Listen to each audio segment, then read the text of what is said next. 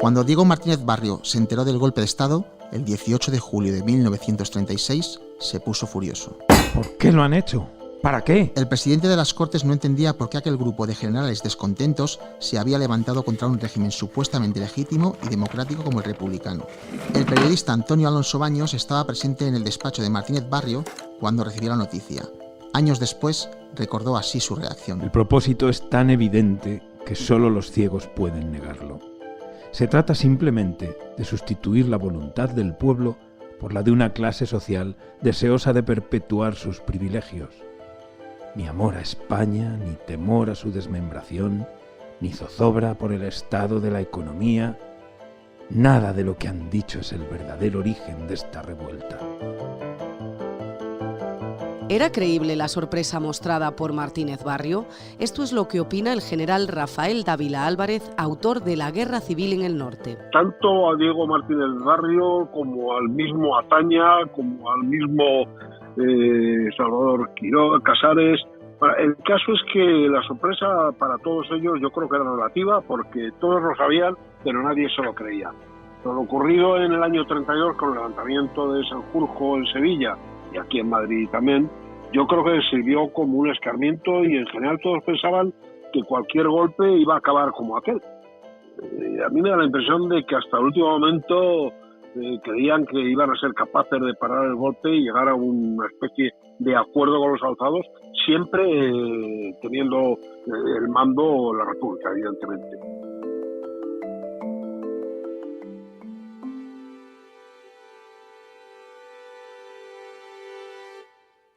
A Martínez Barrio no se le pasaba por la cabeza en aquel momento el encargo que le iba a hacer Manuel Azaña: formar un gobierno de conciliación in extremis para intentar librar al país de aquel horror que se avecinaba. No quería que España sufriera un nuevo derramamiento de sangre como los vividos en la guerra de Cuba y en la guerra de Marruecos. Y solo habían transcurrido 15 años del desastre de Anual, con sus 10.000 muertos y su crisis. La primera llamada a Martínez Barrio se produjo el 14 de julio, un día después del asesinato del diputado monárquico José Calvo Sotelo. ¿Era todavía posible parar la guerra? Yo creo que el asesinato de Calvo Sotelo, si utilizamos el término precipitar, creo que es un término adecuado.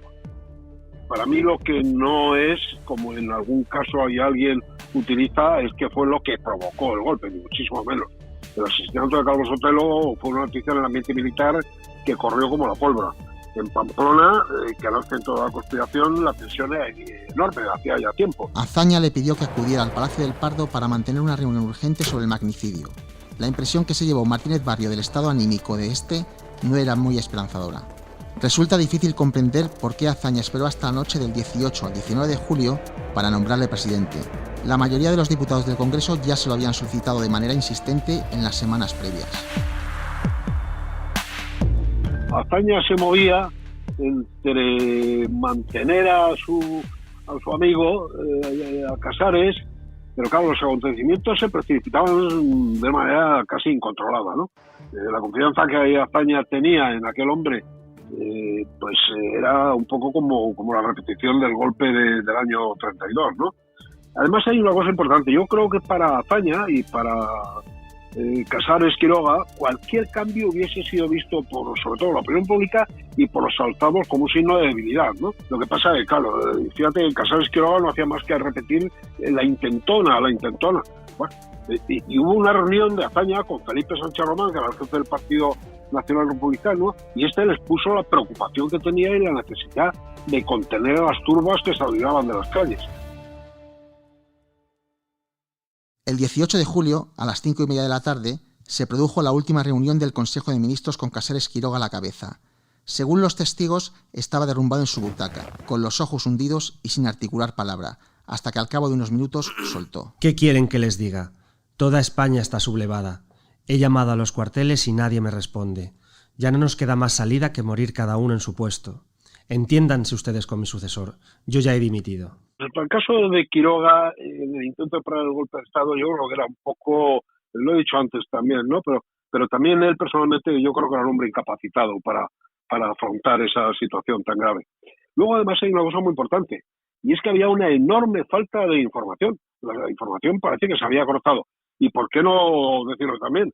había un general desencanto en todas las guarniciones militares, incluso en los mandos de los ejércitos partidarios de Azaña y de la República, pues llevaban ya desde el año 31 un poco sin querer saber nada de la situación. Y el que no estaba de alguna manera entre los alzados, bueno, estaba un poco indiferente, ¿no? Desde la dimisión de Casares Quiroga hasta la medianoche, el gobierno difundió 5 notas de prensa. Los acontecimientos se precipitaron a una velocidad de vértigo, sobre todo tras el inicio de la masacre en el madrileño Cuartel de la Montaña. En ese momento, Azaña le comunicó su decisión a Martínez Barrio, motivada por su negativa a elegir a uno de los 2 líderes socialistas, Indalecio Prieto o Largo Caballero, que querían entregar las armas al pueblo para que éste se defendiese por sí solo.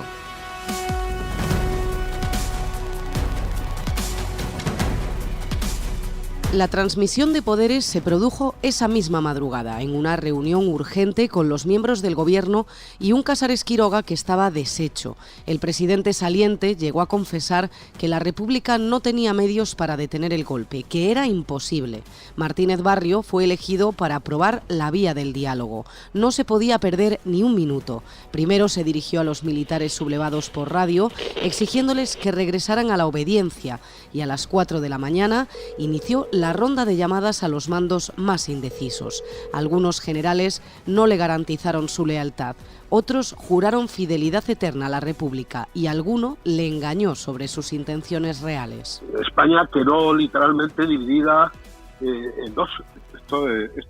Se forman 2 bandos y 2 ejércitos enfrentados. 2 ejércitos que en la península prácticamente no existía ninguno de los 2. Aquí lo que hay es un grupo de falangistas, parte de una mínima guarnición y requetés que parten de Valladolid y que parten desde Pamplona y Burgos y se dirigen hacia a la Sierra Madrileña. Y el resto de las tropas que están en África, pues todavía no se podía contar con ellas. Pero se ve con claridad que en principio que la simple presión sobre el Madrid iba a ser suficiente para que el gobierno claudicase, ¿no?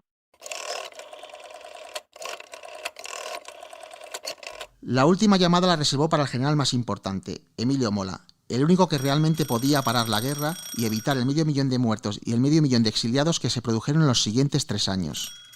Al sonar el teléfono, Mola respondió con educación y frialdad. Don Diego Martínez Barrio, le escucho respetuosamente. General, he sido encargado de formar gobierno y he aceptado. Al hacerlo me mueve una sola consideración: evitar los horrores de la guerra civil que ha empezado a desencadenarse. Usted, por su historia y por su posición, puede contribuir a esta tarea. Desconozco las ideas políticas de los generales, pero supongo que colocan ustedes su amor por España y el cumplimiento de su deber militar por encima de cualquier estímulo. Me dirijo a usted en confianza para invitarle a que sus tropas se atengan a la más estricta disciplina y obedezcan a mi gobierno. Agradezco mucho las palabras lisonjeras e enardecidas que le inspiran mis servicios. Con la misma cortesía y nobleza con que usted me habla, voy a contestarle. El gobierno que usted tiene el encargo de formar no pasará de un intento. Y si llega a constituirse, durará poco y habrá servido para empeorar la situación más que para remediarla. Ya, pero la conveniencia general me impone el deber de aceptar la tarea. Lo que les pido a todos es que cumplan con su deber como yo cumplo con el mío. España quiere tranquilidad, orden, concordia. Cuando pasen las horas de fiebre, el país agradecerá a sus hombres que le hayan evitado al país un largo periodo de horror. No lo dudo, pero yo veo el porvenir de distinta manera. Con el Frente Popular vigente, con los partidos actuales activos y con las Cortes abiertas, no hay ni habrá gobierno alguno capaz de restablecer la paz social, garantizar el orden y reintegrar a España su tranquilidad. Pues yo, con el funcionamiento normal de todas las instituciones de la República, estoy dispuesto a conseguir lo que usted cree imposible. Pero el intento necesita de la obediencia del ejército. Eso es lo que le pido. Espero que no me falte su concurso en este camino. No es posible, señor Martínez Barrio. ¿Mide usted bien la responsabilidad que contrae? Sí, pero ya no puedo volver atrás. Me debo a los bravos navarros que se han puesto a mi servicio. Si quisiera hacer otra cosa, me matarían. Claro que no es la muerte lo que me arredra, sino mi convicción. Ya es tarde. No insisto más.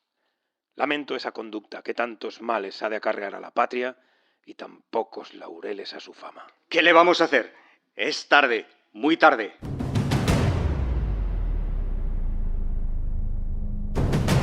...86 años después de aquella llamada, hay un misterio que todavía no se ha resuelto.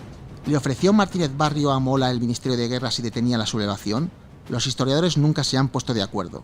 Ni el general Mola ni Martínez Barrio jamás lo confirmaron. Hugh Thomas, el célebre hispanista, sostuvo toda su vida que la oferta existió. Si se hubiese producido, repito, antes, o se hubiese producido de otra manera, si Azaña hubiese sido él personalmente, pero ya en esas fechas es difícil. Mola estuvo vigilado. Dávila desde Burgos estuvo también vigilado. A Pamplona fueron 4 veces a recabar información sobre Mola y en su caso a detenerle.